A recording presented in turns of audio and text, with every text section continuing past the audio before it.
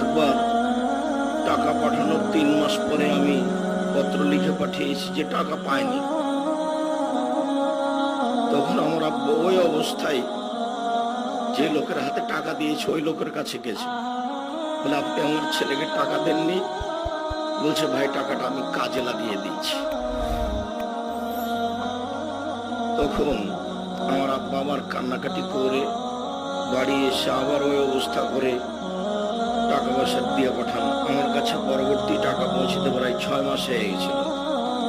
আমি একটানা 2.5-3 বছর ছিলাম, এর মধ্যে দেশে আসিনি। যখন দেশে ফিরলাম তখনই আমার মা বলেছিল যে 5 বছরের জন্য পাঠালাম, তো 3 বছর শেষ হতে না হতে চলে এলি কেন? আমার মায়ের এই কথাটা ছিল প্রথম।